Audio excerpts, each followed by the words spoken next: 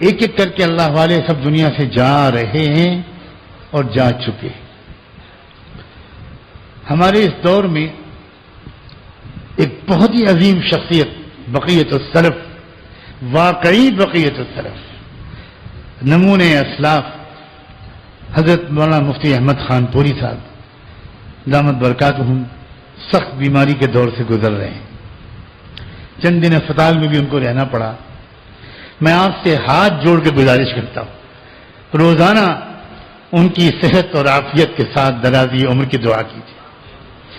مانگیے اللہ سے کہ اللہ مت اٹھائیے ہمارے درمیان سے ان اللہ والوں کو، ان اپنے نیک بندوں کو جن کے وجود سے ہزاروں بلائیں رکی رہتی، جن کو دیکھنے سے اللہ یاد آتا ہے، آخرت یاد آتی.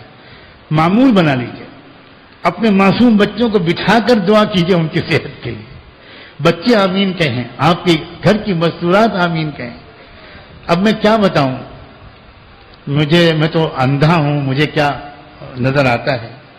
میں تو حضرت مفتی صاحب کی زیارت جب بھی کرتا ہوں مجھے ایسا محسوس ہوتا ہے کہ پچھلی ملاقات میں حضرت مفتی صاحب جس نورانی مقام پر تھے اس ملاقات میں اس سے بہت آگے نظر آ رہے. آپ حضرات میں سے جس کے ہو سکے وہ ڈابھیل سورت میں جو مدرسہ ہے ڈابھیل وہاں جا کر ان کے زیارت کے اوقات میں صرف ان کی زیارت کر لیجیے.